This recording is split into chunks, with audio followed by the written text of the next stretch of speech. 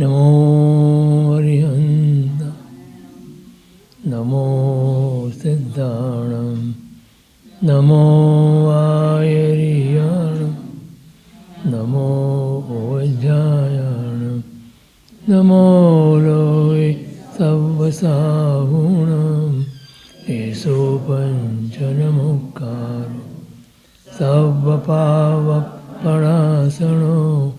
मङ्गलाणं च सव्येसिं परमं हवै मङ्गलम् ओंकारं बिन्दुसंयुक्तं नित्यं ध्यायन्ति योगिनः कामदं मोक्षदं चैव ओंकाराय नमो नमः मोक्षमार्गस्य नेतारं वेत्तारं कर्मभोक्ता ज्ञातारं विश्वतत्त्वानां वन्दे तद्गुणलब्धे अज्ञानतिमिरान्धानां ज्ञानाञ्जनशलाकया चक्षुरुन्मीलितं येन तस्मै श्रीगुरवे नमः।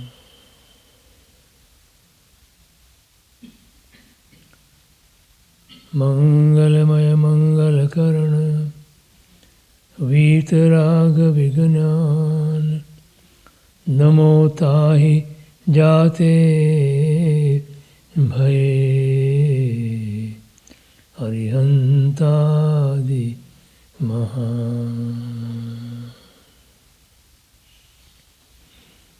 आदिमं पृथ्वीनाथ मादिमं निष्परिग्रहम् आदिमं तीर्थनाथं च ऋषभस्वामिनमं स्तमः कमठे धरणेन्द्रे च शोचितं कर्म कुर्वते प्रभुस्तुल्यमनोवृत्तिः पार्श्वनाथ श्रीस्तु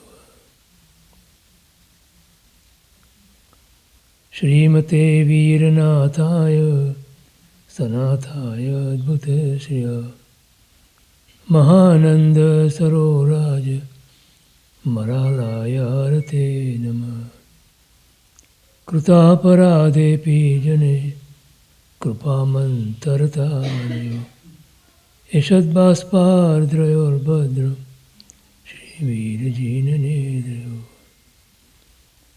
नमो दुर्वाररागादि वैरीवारनिवारिणे अर्हते योगिनाथाय महावीरायतायिने पन्नगे च सुरेन्द्रे च कौशिके पादसंस्पृशे निर्विशेष मनस्काय श्रीवीरस्वामिने नमः सर्वारिष्टप्रणाशाय सर्वाभीष्टार्थदायिने सर्वलब्धिनिधानाय श्रीगौतमस्वामिने नमः।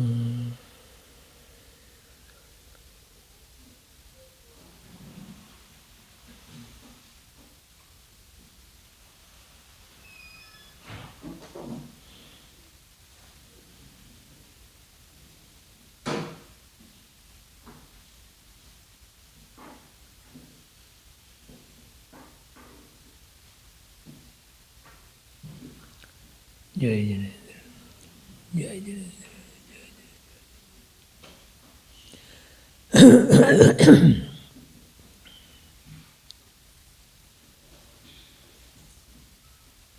આજે પર્યુષણ મહાપર્વનો પ્રથમ દિવસ અને પર્યુષણ મહાપર્વની આરાધનામાં આમ તો સામાન્ય રીતે પર્યુષણના કર્તવ્ય બતાવ્યા છે. પણ જી હા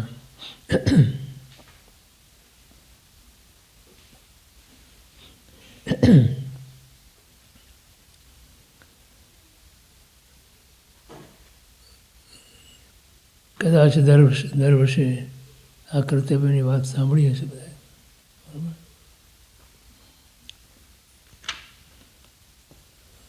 તો સામાન્ય રીતે ખ્યાલ તો છે બધાને કર્તવ્યમાં શું આવે.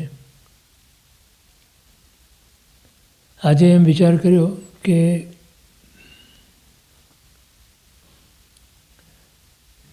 નજીકના જ કાળમાં થઈ ગયેલા મહાપુરુષોમાં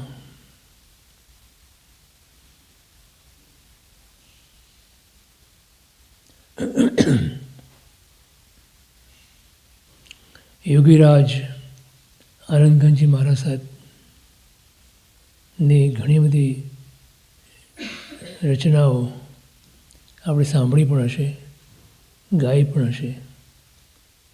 અને એમાં યોગીરાજે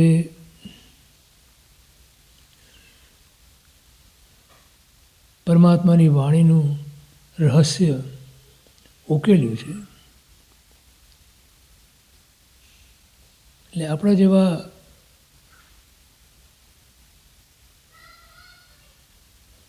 ગ્રસ્ત માટે પરમાત્માની ભક્તિ એ ઉત્કૃષ્ટ સાધના ગણાય છે.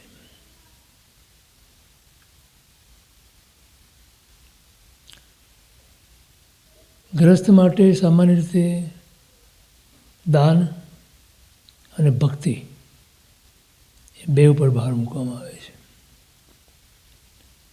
અને સાધુ સાધ્વી માટે તપ અને સ્વાધ્યાય. આપણે પણ તપ કરીએ છીએ, આપણે પણ સ્વાધ્યાય કરીએ છીએ. સાધુ સાધ્વી પણ ભક્તિ કરે છે અને એ પણ અભયદાન આપે છે, જ્ઞાનદાન આપે છે.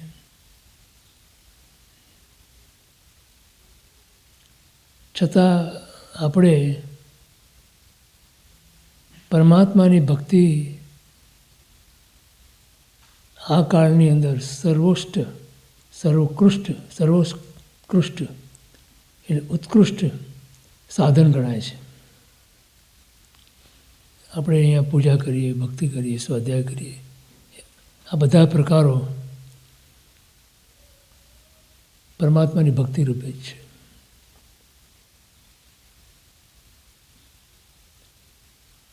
આનંદગંજી મહારાજ સાહેબ યોગીરાજ હતા, અલગારી હતા, અવધૂત હતા અને પોતે આનંદ ઘન સ્વરૂપ થઈ ગયા હતા. એનું નામ તો લાભાનંદ હતું.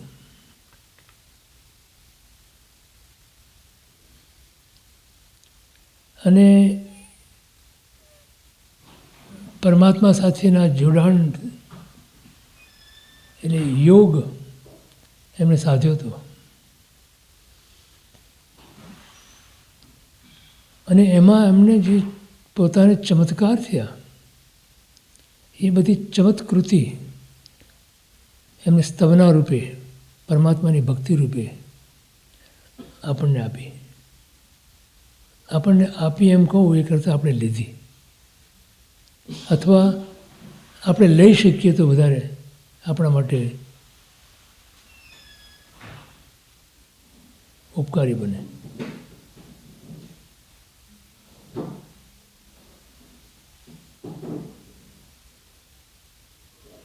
એના ઉપર અત્યંત ભક્તિસભર હૃદયથી હમણાં જ થોડા વખત પહેલાં જે કાળ ધર્મ પામ્યા એવા મુક્તિદર્શન મહારાજ સાહેબે આ વિવેચના લખી છે.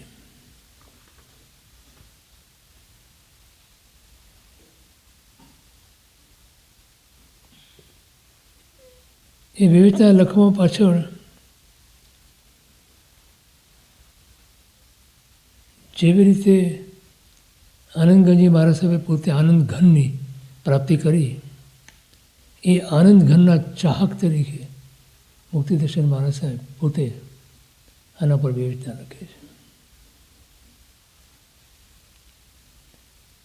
એમાં એમને લખ્યું છે કે પૂજ્ય યોગીરાજ આનંદગંજી મહારાજાને પોતાની આ સ્તવન 24માં તે પરમાત્માના નામને અનુરૂપ સ્તવના કરવા દ્વારા પોતાના અંતરમાં અધ્યાત્મ રસના ઘૂંટ પીધા છે. અધ્યાત્મની વ્યાખ્યા કરી છે મહોપાધ્યાયજીએ અધ્યાત્મ સાર નામના ગ્રંથમાં. એમાં એમણે કીધું કે જે સાધના, જે આરાધના જીવને અધ્યાત્મ એટલે આત્મા તરફ લઈ જાય એ અધ્યાત્મ. અધિ આય આત્મા એ અધ્યાત્મ. અધિ એટલે ની તરફ, એટલે આત્મા તરફ જે લઈ જાય એ અધ્યાત્મ કહેવાય. તો આપણી બધી જ સાધનાનું પ્રયોજન આપણા સ્વરૂપની પ્રાપ્તિ છે.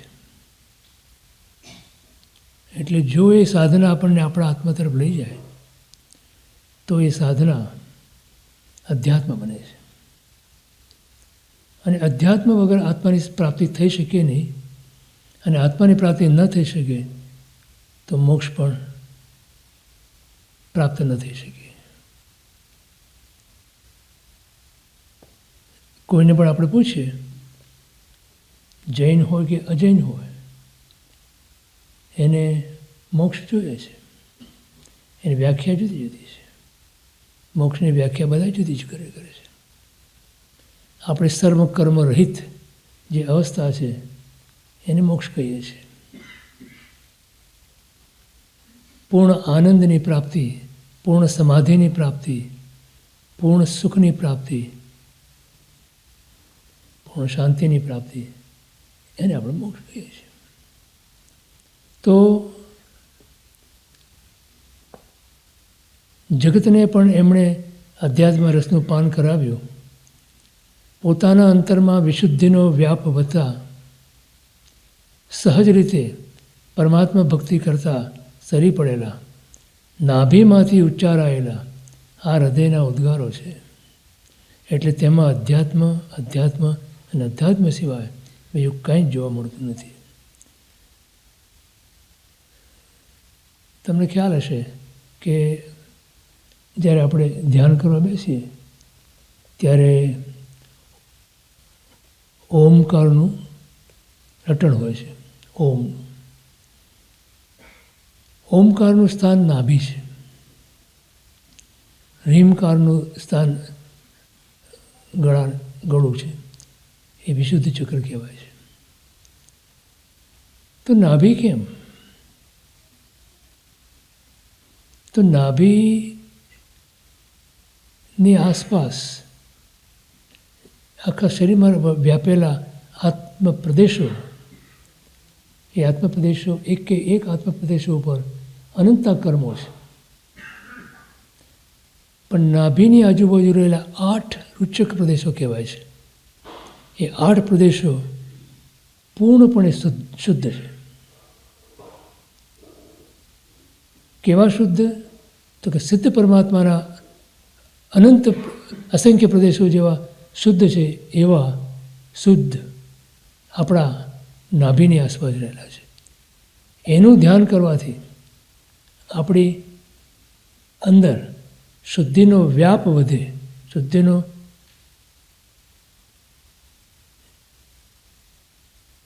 આખા બીજા બધા પ્રદેશોની અંદર, આપણા આત્માના બધા પ્રદેશોની અંદર એ શુદ્ધિ વ્યાપી જાય. એ આપણી સાધના છે. એ મહાપુરુષના હૃદયમાં રહેલા અતિ ગંભીર ભાવોને ખોલવા તે બહુ જ કઠિન છે.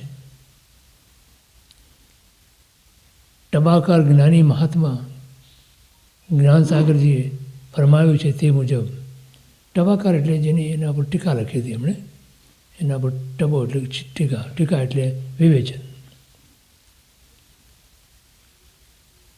કે આશય આનંદ ઘનો તણો, આશય આનંદ ઘન તણો, અતિ ગંભીર ઉદાર, ઉદાર એટલે મહાન અને ગંભીર. તો કેવી રીતે કહી શકાય?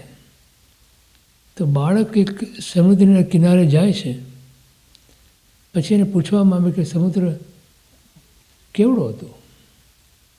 તો શી રીતે બતાવશે? પોતાના બે હાથ હોય નાના, એને આમ પ્રસારી અને કે આવડો મોટો હતો સમુદ્ર. તો આમ આવી જાય? બાળકના બે હાથની અંદર સમુદ્ર આવે? ના આવી શકે. તો આનંદગંજજી મહારાજ સાહેબે જે રીતે પરમાત્માની ભક્તિ કરી અને જે અધ્યાત્મ રસ પીરસ્યો અને જે એમણે આપણે સ્તવના દ્વારા અને સ્તવનાના મારફતે આપણને આપ્યો, એનો વિચાર કરીએ તો બાળક બાહુ પસારી જીમ કહે ઉદતી વિસ્તાર. આપણા માટે તો એવું જ થઈ જાય. બાળક સમુદ્રની વર્ણન કરતો હોય એવી રીતે આપણે પણ આનંદગંજી મહારાજ સાહેબે શું કીધું? તો કે આટલો બધો મોટો સમુદ્ર હતો. એવી રીતે આપણે પણ કહી શકીએ. છતાં શક્તિ ક્ષયોક્ષમ પ્રમાણે તેના ભાવોને ખોલવા માટેનો યથાશક્તિ પ્રયત્ન તથા પ્રકારના સંયોગને પામીને તથા પ્રકારની ભવિતવ્યતા અનુસાર અમારા દ્વારા થઈ ગયો છે. આ મુક્તિદર્શન મહારાજ સાહેબ લખે છે. તેમાં ક્ષતિ ન જ રહી ગઈ હોય એવો અમારો દાવો નથી. કોઈ એમ ના કહી શકે કે અમે પૂર્ણપણે આનંદગંજી મહારાજ સાહેબનો આશય તમને બતાવી શકીએ. તેમ છતાં જે કોઈ આત્મા તટસ્થ વૃત્તિ અને ગુણગ્રાહી દૃષ્ટિ અપનાવી યોગીરાજ આનંદગંજ રચિત સ્તવનોના આલંબનને પામીને આ ગ્રંથમાં ખોલવામાં આવેલા ભાવોને હૃદયમાં આત્મસાત કરવા પ્રયત્ન કરશે, તેના હૃદય નયન ધીરે ધીરે ખુલતા જશે અને તેમ તેમ તે પોતાના કરુણાપૂત હૃદયમાં જગતણી એવા પરમાત્માને નિહાળશે. તેમાં કોઈ શંકાને સ્થાન નથી. અધ્યાત્મના સમગ્ર આકાશને માધ્યસ્થ વૃત્તિથી જોનારા અલગારી યોગીરાજ શ્રી આનંદગંજ પ્રભુ પાસે આપણે આનાથી વધુ આશા રાખી શકીએ નહીં. માટે હે ભવ્યો, હૃદય નયન નિહાળે જગધણી એ પંક્તિને તમે ચરિતાર્થ કરજો. આ એમના એક સ્તવનામાંથી લીધેલી છે.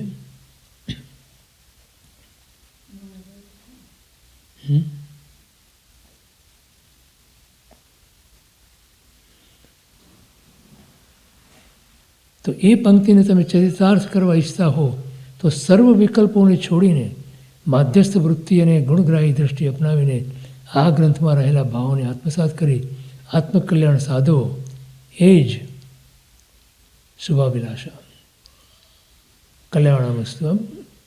આનંદઘન ચાહક મુક્તિદર્શન વિજય ગણી એ વખતે 85 હતા. અત્યારે આચાર્ય કાળધર્મ પામ્યા પહેલાં આચાર્ય હતા.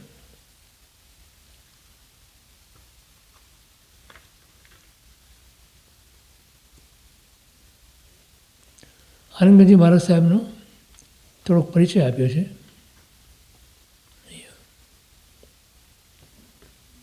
શ્રીમદ આનંદગંજીનું દીક્ષા સમયનું નામ લાભાનંદજી હતું.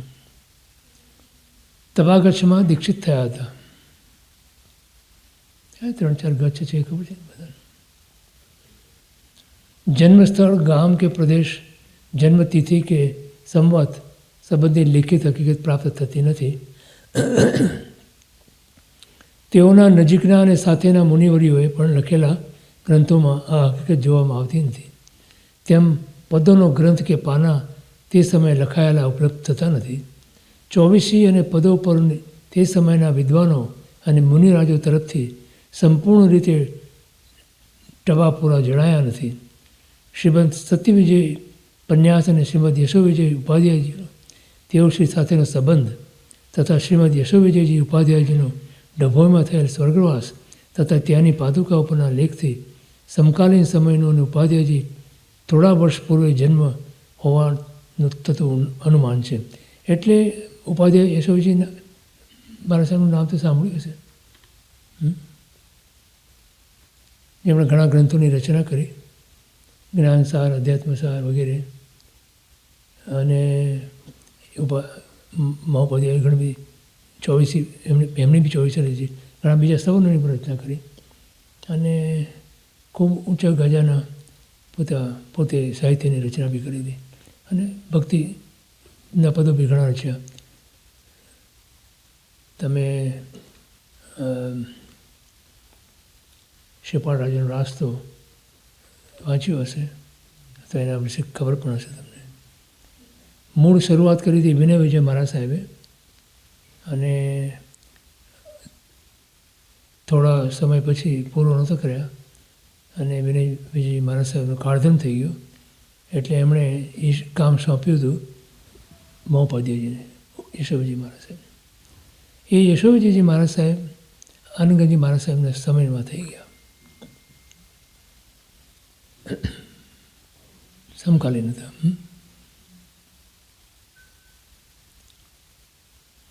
એટલે આ બધા ઘણા બધા મહાપુરુષો સમયમાં થઈ ગયા, એની યાદી આપી છે. મેળતા એટલે રાજસ્થાનની અંદર તેઓશ્રીની અંતિમ અવસ્થામાં થયેલી સ્થિરતા વડે તેઓના નામે ઓળખાતું ઉપાશ્રય તથા ત્યાં જ થયેલા દેહ વિલય અને સ્તૂપનું પણ આયોજન કરેલું.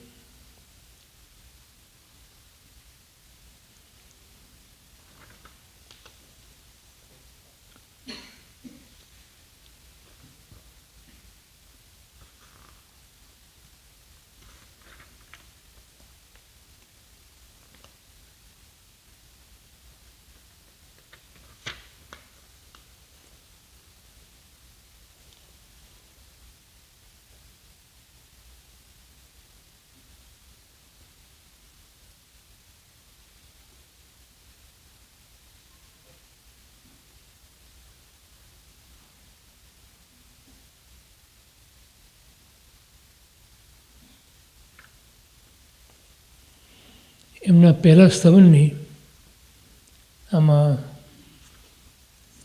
વિવેચન છે.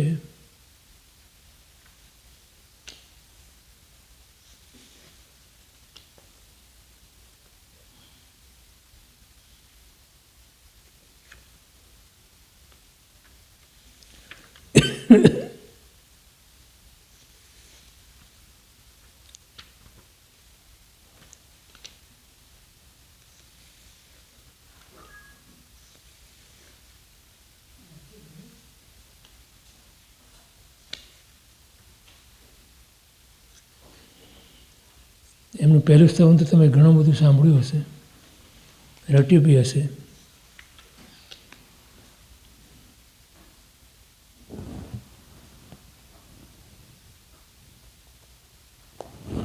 ઋષભ જિનેશ્વર પ્રીતમ મહારો ઓર ન ચાહુ રે કંથ. સાંભળ્યું છે ને બધા? હા,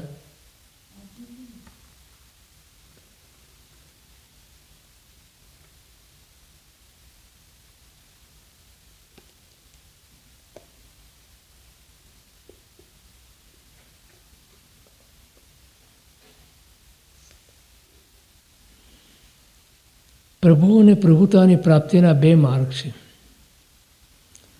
એક સાધના અને એક ઉપાસના. સાધનાનો માર્ગ કષ્ટદાયક હોય છે, ઉપાસનાનો માર્ગ પ્રમાણમાં સરળ અને સહેલો છે. ઉપાસનાનો અર્થ છે ભક્તિ. સાધનામાં શરીરનું કષ્ટ છે, અને તમે તપ કરો, ત્યાગ કરો વગેરે. અને ઉપાસનાની અંદર બે શબ્દ છે, ઉપ અને આસન. ઉપ એટલે નજીક, આસન એટલે બેસવું. પરમાત્માની નજીક બેસવું એનો અર્થ એ છે કે પોતાના આત્માની નજીક બેસવું અને આત્માની પ્રાપ્તિ કરવી. જગતના સર્વ જીવો સુખને ઈચ્છે છે. કોઈને દુઃખ વાલું પણ નથી, કોઈને દુઃખ જોઈતું પણ નથી, અને કોઈને દુઃખ માટે ક્યારે પણ ઈચ્છા કરી નથી પ્રાર્થના કરી નથી, પ્રયત્ન કર્યો નથી આ જગતની અંદર, અને છતાં દુઃખની પ્રાપ્તિ થાય છે. તો મહાપુરુષો વિચારે છે કે જે વસ્તુ આપણે ઈચ્છતા જ નથી એ આપણને કેમ પ્રાપ્ત થાય છે, એના કારણ શું? અને જે વસ્તુ આપણે ઈચ્છીએ છીએ, સુખ ઈચ્છીએ છીએ, એની પ્રાપ્તિ કેમ થતી નથી? તો પર્યુષણના પર્વની અંદર પરમાત્માની ભક્તિ કરીએ આપણે, અને પરમાત્મા પાસે શું માગીએ આપણે?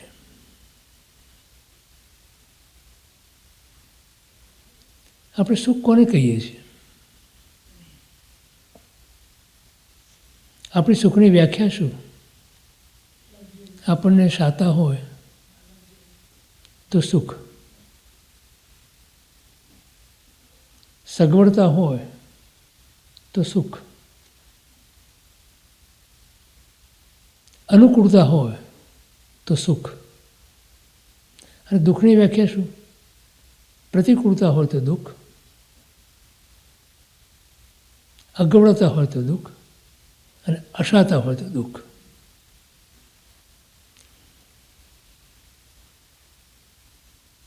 તો અગવડતા, પ્રતિકૂળતા અને અશાતા એનું કારણ શું? આપણા જીવનમાં આ ત્રણ વસ્તુ આવે કે કેવી રીતે? તો કે પાપના ઉદયથી આવે. બરાબર? પાપ કર્મના ઉદયથી જીવને અગવડતા પડે, પ્રતિકૂળતા આવે અને અશાતા. અને પુણ્યના ઉદયથી શાતા હોય, સગવડતા હોય અને અનુકૂળતા હોય. તો આજ બપોરે વિચાર કર્યો છે એનો કે પુણ્યના કેટલા પ્રકારને પાપના કેટલા પ્રકારને. હમણાં પ્રતિક્રમણ કરશો ત્યારે તમે કર્યું હતું ને? પ્રતિક્રમણ થઈ ગયું ને? એમાં બોલ્યા હશે ને 18 પાપ તારક.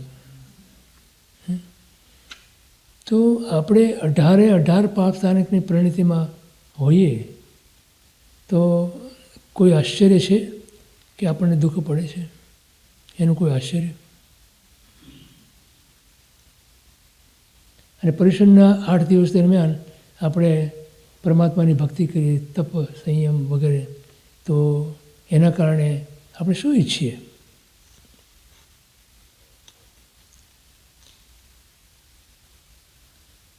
શું ઈચ્છીએ? સુખ. સુખી છે ને? આમાં કોઈ ટ્રિક ક્વેશ્ચન નથી, સીધો ક્વેશ્ચન છે.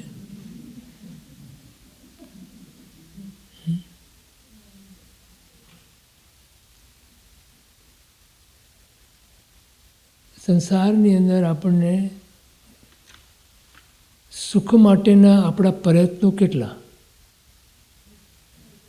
બધા જ. ખરું? અને બધા જે પ્રયત્નો આપણે કરીએ છીએ એ બધા પ્રયત્નોથી આપણને સુખની પ્રાપ્તિ થાય છે એવું નિશ્ચિત છે? નથી. અને છતાં આપણે કર્યા કરીએ છીએ. તો એવું કેવું?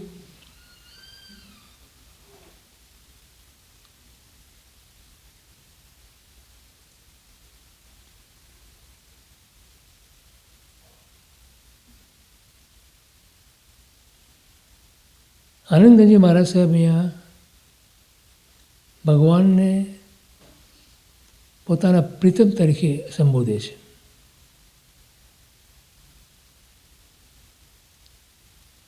ઋષભ જિનેશ્વર પ્રીતમ મહારો. પણ સાથે સાથે બીજી જ ક્ષણે એમ કહે છે કે ઓર ન ચાહું કંતરે. એટલે આ પ્રીતમ કર્યા પછી હું હવે બીજો કોઈ પ્રીતમ, કોઈ કંત ન હોઈ શકે મારામાં, મારા જીવનમાં.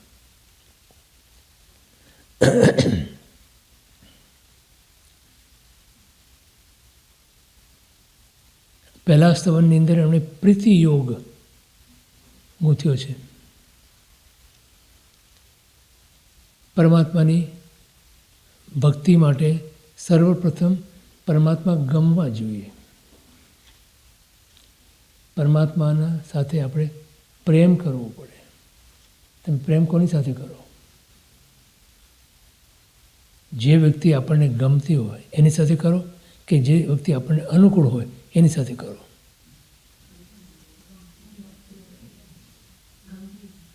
અને અનુકૂળ ના હોય તો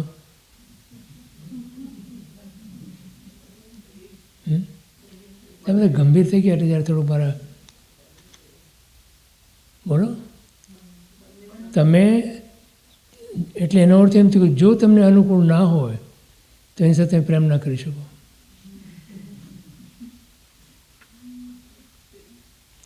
મારે એની સાથે બન્યું નહીં માટે મેં એની સાથે છૂટાછેડા લીધા.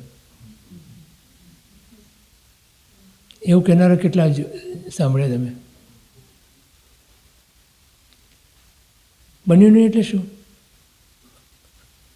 મને અનુકૂળ નહોતું, મેં જેમ કીધું એ પ્રમાણે ન કર્યું એને.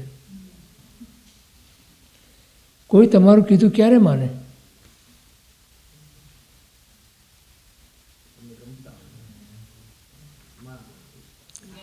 તમારા જો 3 કર્મનો ઉદય હમણાં બપોરે વાત કરી હતી, 3 કર્મ ઉદયમાં હોય તો તમે જે કહો એ સામે વ્યક્તિ સ્વીકારે, માને. તમારું પહેલાં તો યશ નામ કર્મ ઉદયમાં હોવું જોઈએ. યશ નામ કર્મ તો ખબર છે ને? બીજું આદેય નામ કર્મ, આદેય. અને ત્રીજું સૌભાગ્ય નામ કર્મ. આ 3 કર્મ સાથે જ આવે.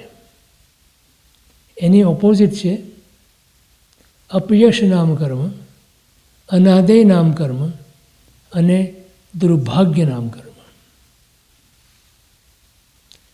તો જેના યશ નામ કર્મ, આદેય નામ કર્મ અને સૌભાગ્ય નામ કર્મનો ઉદય હોય એને જગતની અંદર કીર્તિ એની છવાય, લોકો એનું કીધું માને અને જ્યાં જાય ત્યાં માન પામે, બધાને આવકાર આપે.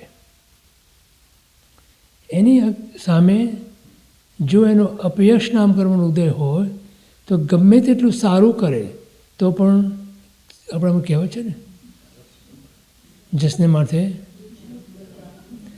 માથે જોડ્યા નથી. અને અનાદેય નામકર્મ ઉદય હોય તો ગમે તેટલી સારી વાત કે સાચી વાત કરતો હોય તો પણ લોકો માને નહીં, સ્વીકારે જ નહીં. અને દુર્ભાગ્ય નામકર્મનો ઉદય હોય એટલે સૌભાગ્ય નામકર્મનો ઉદય ન હોય તો એ જ્યાં જાય ત્યાં હળદૂત થાય, કોઈને ગમે નહીં.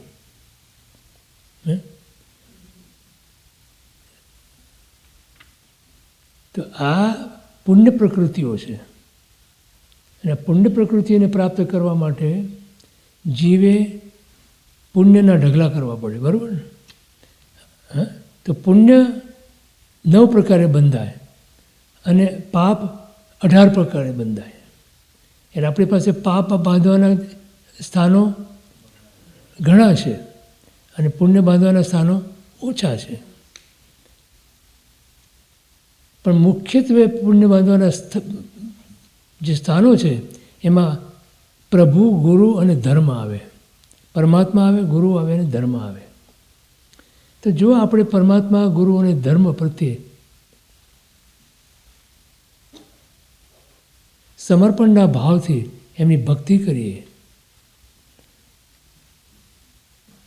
પછી દાન, શીલ, તપ અને ભાવ, આ 4 પ્રકાર જે છે ધર્મના, એ સેવીએ તો પુણ્ય આપણને પ્રાપ્ત થાય. ખરું? તો અહીંયા આપણને પરમાત્માની ભક્તિનો રસ્તો બતાવે છે. સહેલામાં સહેલો રસ્તો પરમાત્માની ભક્તિનો, પરમાત્માની સ્તવના. સ્તવનાનો અર્થ છે એમની સ્તુતિ. સ્તુતિ એટલે એમના ગુણગાન. પ્રભુ અને પ્રભુતાની પ્રાપ્તિના બે માર્ગ, એક સાધના અને બીજી ઉપાસના. તો ઉપાસનાની અંદર ભક્તિ આવે. સાધનાનો માર્ગ કષ્ટસાધ્ય છે, ઉપાસના ભક્તિનો માર્ગ સરળ સહેલો છે. અહમ બ્રહ્માસ્મિ, હું જ પરમાત્મા છું.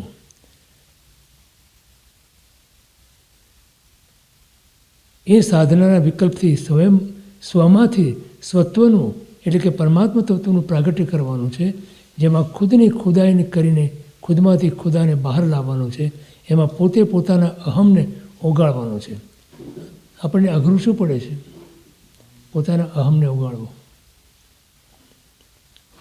જ્યારે ઉપાસનામાં હું કંઈ જ નથી અને મારા ભગવાન પરમાત્મા એ સર્વે સર્વા સર્વશક્તિમાન સર્વેશ્વર છે, એ વિકલ્પથી એને સ્વામી પદે કે પિતા પદે સ્થાપવાના છે.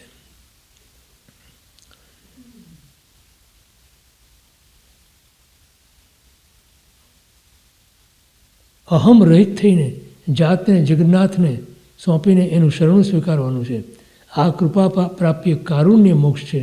તો પૂર્વોક્ત પ્રકાર પુરુષાર્થ પ્રાપ્ય સાધના સાધિત મોક્ષ છે. સાધનામાં પુરુષાર્થમાં તો હું કરું છું, મારાથી થાય છે એવો કરતા ભાવ આવે છે. જ્યારે ભક્તિમાં હું કાંઈ જ નથી કરતો, પ્રભુ જ બધું કરે છે એ ભાવ આવે છે. તો સહેલું કહ્યું, આપણું બધું જ કામ ભગવાન કરે, આપણે કાંઈ જ કરવાનું ન રહે, એ સહેલું ને. તો એ ક્યારે બની શકે? તો કે ભગવાનને જે મંજૂર છે તે જ મને મંજૂર હોય. ભગવાનને જે મંજૂર છે એટલે ભગવાનની જે આજ્ઞા છે એનું હું પાલન કરું, અને ભગવાનની ઈચ્છા તે જ મારી ઈચ્છા. આપણે ભગવાનને પ્રાર્થના શું કરવાની છે? પ્રભુ, તારી મારા માટેની જે ઈચ્છા હો તે સફળ થાવ. શું મારી ઈચ્છા હો? પ્રભુ, તારી મારા માટેની જે ઈચ્છા હો તે સફળ થાવ. મારી ઈચ્છા કાંઈ નથી, તારી ઈચ્છા મારા માટેની જે હોય તે મારે સફળ કરવી છે. એટલે ભક્તને માટે દાસ્ય ભાવ અને તહત્તી ભાવ. આપણે ગુરુના વચને શું કહીએ છીએ? અતિચારમાં શું બોલીએ છીએ?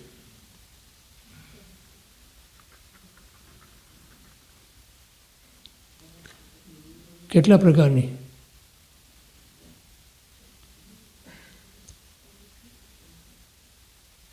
તહતી બોલીએ છીએ ને આપણે. તો ગુરુ વચન તહતી કરીને પડી વજ્યું નહીં, બોલીએ છીએ નહીં?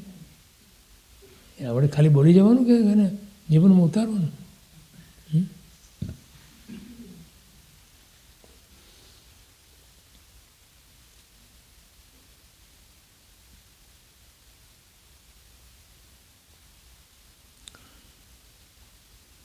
તો ઋષભદેવ પરમાત્મા મારા પ્રિયતમ છે, એમના સિવાય બીજા કોઈને પણ હું સ્વામી તરીકે ઈચ્છતી નથી, ચાહતી નથી. એ મારો સાહેબો પ્રસન્ન થાય તો સંગ સાથ ક્યારેય છોડે નહીં. અનંત સાદી અનંત એટલે શાશ્વત કાળ નિભાવે એવો છે.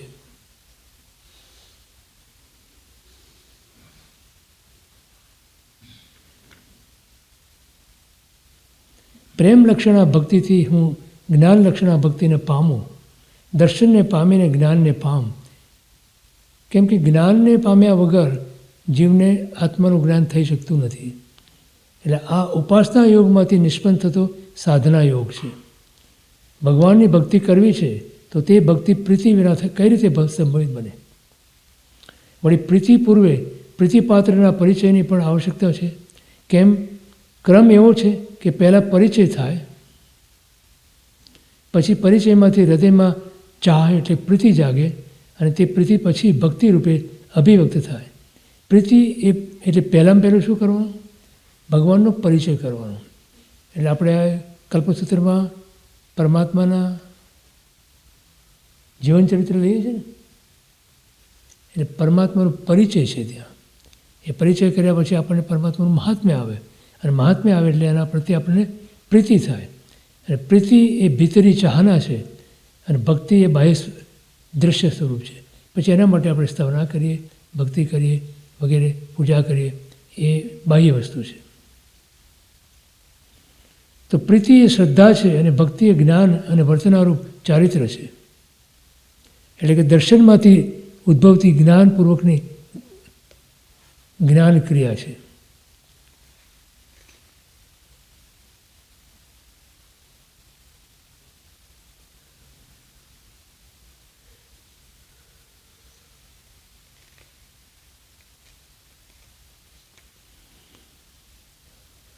ભગવાનના ભક્તો વિભાવમાંથી વિભક્ત થઈને સ્વભાવમાં આવે છે અને સ્વભાવ સ્વરૂપ ભગવાન પણ સંયુક્ત થાય છે, એટલે કે એની સાથે જોડાય છે.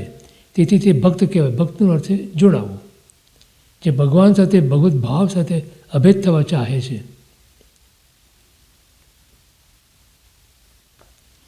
આપણે કરતા ભાવમાંથી અકર્તા ભાવમાં જવાનું છે.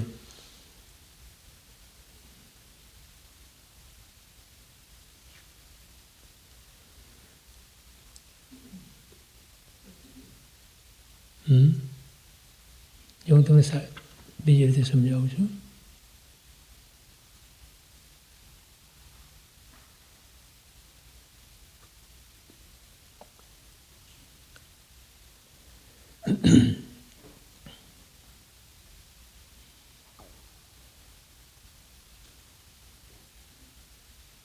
નરસિંહ મહેતાએ એમ ગાયું કે હું કરું એ જ અજ્ઞાનતા, શકટનો ભાર જીમે શ્વાન તાણે, સૃષ્ટિ મંડાણે એણી પરે, કોઈ જોગ જોગીશ્વર જાણે. એટલે શું? તમને ખબર છે, પહેલાંના જમાનામાં ગાડામાં જતા એક ગામથી બીજું ગામ, તો ખેડૂત પોતે સવારના ઉઠી 3-3:30 વાગે અને ખેતરે જાય ગાડું લઈને. આગળ બળદ હોય, બાંધ્યા હોય, અને એનું કૂતરું સાથે હોય. કૂતરું ગાડાની નીચે ચાલતું હોય. હવે પરોઢી ઉઠ્યો હોય તો ખેડૂત તો હજી અડધી ઊંઘમાં હોય, એટલે બેઠો હોય ગાડા ઉપર, એ ઊંઘમાં હોય. અને આગળ બળદ જે ચાલતા હોય, બળદ બી ઊંઘતા હોય. પણ ચેલો હોય ને ત્યાં, એ ચેલામાં ગાડું ચાલી જાય, બળદ બી ચાલી જાય. આ બંને ઊંઘે છે. કૂતરો જાણે છે કે આ બંને ઊંઘે છે. આ ગાડાનો ભાર કોણ ઉપાડે છે? કૂતરો એમ માને છે કે આ મારાથી આ ગાડાનો ભાર હું વેંઢારી રહ્યો છું અને ચાલી રહ્યું છે. એટલે નરસિંહ મહેતા એમ ગાય છે ત્યાં.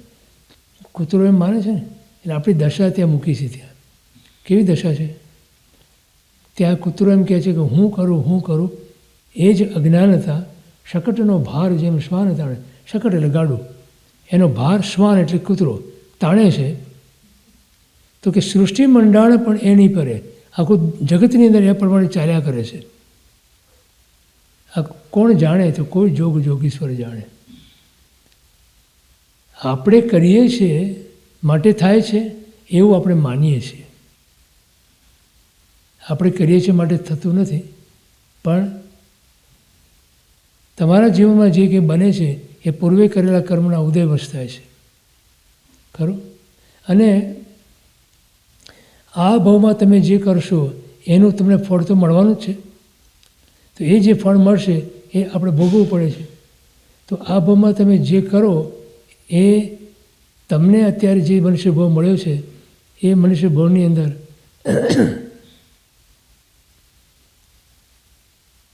કેટલું દુર્લભ છે એ શાસ્ત્રકારો બતાવે છે. હમણાં પરમ દિવસે આપણે વાત કરી હતી એની. દરિયામાં પડેલી સોય મેળવવી સહેલી છે એમ કહે છે, પણ મનુષ્ય ભાવ મળવો દુર્લભ છે.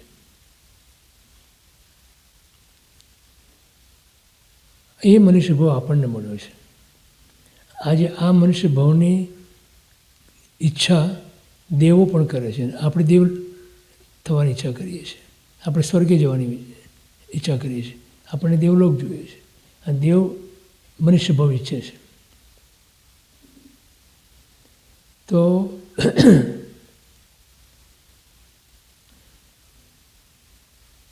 આજે કદાચ તમને ખ્યાલ હશે કે એક આમલાય પ્રમાણે 5 પાંડવોમાંથી 3 પાંડવો મોક્ષે ગયા, યુધિષ્ઠિર, અર્જુન અને ભીમ, અને 2 પાંડવો અત્યારે સર્વસિદ્ધિમાં છે. આપણી શ્વેતાંબર આમના પ્રમાણે 5 પાંડવો મોક્ષે ગયા છે, પણ બીજી આમના પ્રમાણે છે. તે 2 પાંડવો મોક્ષે ગયા એ તમને ખબર છે, એનું હિસ્ટ્રી તો ખબર છે ને, કે 5 પાંડવો શત્રુંજય ઉપર સાધના કરતા હતા. તો 5 પાંડવોની સાધના મોક્ષની સાધના હતી, એટલે મોક્ષ પ્રાપ્ત થાય એ પ્રમાણેની સાધના હતી એમની. ત્યાં દુર્યોધનનો ભાણેજ ત્યાંથી નીકળે છે અને એ જોવે છે કે મારા મામાના આખા કુળનું નિકંદન જેણે કાઢી નાખ્યું, એ 5 પાંડવો અત્યારે ઊભા છે. હથિયાર તો છે નહીં, હાથ શસ્ત્ર છે નહીં. અત્યારે મારી પાસે આ ચાન્સ છે આ લોકોને ખતમ કરી નાખવાનો. એટલે ત્યાં બાજુમાં લોહારની કોડ હતી. લોહાની કોડ ખ્યાલ છે ને, ત્યાં બનાવેલું. એમાંથી એણે ધગધગતા સળિયા લીધા સાણસાથી, અને એક સળિયા એવા ધગધગતા એક પાંડવને, યુધિષ્ઠિર વગેરેને શરીરમાં બેઠાડી દીધા. આમ મરણાંત ઉપસર્ગ હતો. એમાં યુધિષ્ઠિર, અર્જુન, ભીમ આ ત્રણેય ત્યાંથી કાળદન પામીને મોક્ષે ચાલ્યા ગયા. નકુલ અને સહદેવને એક વિકલ્પ આવ્યો કે મારા સાધર્મિક ભાઈઓને કેટલો મોટો મરણાંત ઉપસર્ગ આવ્યો છે. આ વિકલ્પને કારણે એમનો મોક્ષ અટકી ગયો. સાંભળજો, જો એમ બોલ્યા હોત કે મારા ભાઈઓને, તો કદાચ સ્વર્ગમાં ના જાત. પણ એમ કીધું કે મારા સાધર્મિક ભાઈઓ, કારણ કે દીક્ષા લીધી હતી ને 5 એ સાધર્મિક છે, ભાઈ નથી. સાધર્મિક ભાઈઓ કેવો મોટો ઉપસર્ગ આવ્યો. આ વિકલ્પને કારણે ઉપયોગ બહાર નીકળી ગયો, અને ઉપયોગ બહાર નીકળ્યો એટલે પોતે ઉપયોગ અંદર ના રાખી શકે, એટલે મૃત્યુ તો પામ્યા, કાળધમ તો થઈ ગયો એમનો, પણ સર્વાર્થ સિદ્ધિમાં ગયા. ખરું? સર્વાર્થ સિદ્ધિમાં 33 સાગરો પરનું આયુષ્ય અને દેવલોક છે, એટલે સુખ. આ વિચાર કરો કે 5 ભાઈઓની 5 જણની સાધના એક સરખી હતી મોક્ષની. એ સાધનાના પ્રતાપે પુણ્યના ઢગલા કર્યા. બરાબર? 3 પાંડવોએ એ પુણ્ય, આટલું પુણ્ય એક અંતર્મૂર્તિની અંદર ખપાવી દીધું અને મોક્ષે ચાલ્યા ગયા. 2 પાંડવોના વિકલ્પને કારણે એ પુણ્ય ખપ્યું નહીં, એટલે એમને સર્વસિદ્ધિમાં જવું પડ્યું. સમજાય છે વાત? તો પાપ પણ ખપવું પડે અને પુણ્ય પણ ખપવું પડે. પુણ્ય લઈને પણ તમે મોક્ષે ના જઈ શકો, અને પાપ લઈને પણ મોક્ષે ના જઈ શકો. તો અત્યારે હવે ત્યાં બેઠા બેઠા 33 સાગરો પામે એટલે કેટલો કાળ? અબજો વર્ષ. શું ઈચ્છે છે કે ક્યારે અમે મનુષ્ય થઈએ અને ક્યારે અમે સાધના કરી અને મોક્ષે જઈએ. તો એ મનુષ્યપણું આપણને અહીંયા મળ્યું છે. તો આપણો વિકલ્પ શું હોવો જોઈએ? આપણો સંકલ્પ શું હોવો જોઈએ? કે મારી સાધના એવી હો કે મોક્ષ પ્રાપ્તિની સાધના હોવી જોઈએ. તો મોક્ષ પ્રાપ્તિની સાધનાની અંદર સૌથી સરળમાં સરળ સાધના એ ભક્તિ છે. તો હું પરમાત્માની ભક્તિ એવી કરું. આપણે પરમાત્માની ભક્તિ એટલે શું માનીએ છીએ? પરમાત્માની પૂજા કરવી એ ભક્તિ છે, પરમાત્માની સ્તવના કરવી એ પણ ભક્તિ છે, પરમાત્માના ગુણગાન ગાવા એ પણ ભક્તિ છે. પણ સૌથી વિશેષ ભક્તિનું સ્વરૂપ એ છે કે પરમાત્માની આજ્ઞાનું પાલન કરીએ આપણે. તો પરમાત્માની આજ્ઞા શું છે? ક્યારે વિચાર કરીએ આપણે કે પરમાત્માની આજ્ઞા શું છે? પરમાત્માની આજ્ઞા એક જ છે કે પરથી તું ખસ, સ્વમાં તું વસ, બસ એટલું જ માગે છે. એટલે પરદ્રવ્ય પ્રત્યે જે આપણી પ્રીતિ છે એ પ્રીતિ છોડી અને તું સ્વ પ્રત્યેની પ્રીતિ કર, અને સ્વ પોતે જ પરમાત્મા સ્વરૂપ છે.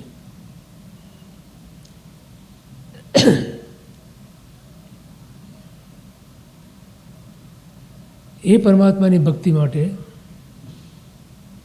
આપણી પાસે સ્તવના રૂપે છે, પૂજા રૂપે છે, પૂજન રૂપે છે, બધી રીતે છે. પણ સૌથી વિશેષ આજ્ઞા પાલન. આજ્ઞા પાલનની અંદર આપણા અહમને આપણે ઓગાળવું પડે. કોઈની પણ આજ્ઞા માનવાની હોય ત્યારે આપણા અહમને ઓગાળવું પડે. એ અહમને આપણે ઓગાળી શકતા નથી. આજે સવારના એક દાખલો લીધો હતો આપણે કદાચ, કે મરીચીના ભાવની અંદર ભગવાન મહાવીરનો જીવ હતો. એને જ્યારે કપિલ આવે છે, બીજા જ્યારે કોઈ પણ આવે દીક્ષા માટે ત્યારે ભગવાન પાસે મોકલે. અને કપિલ આવે છે જ્યારે, કપિલ એટલે ગૌતમ સ્વામીનો જીવ, કપિલ આવે છે ત્યારે એમને કહે છે, એ પૂછે છે ને કે એમને ધર્મ પમાડો. તો કે ધર્મ ત્યાં છે.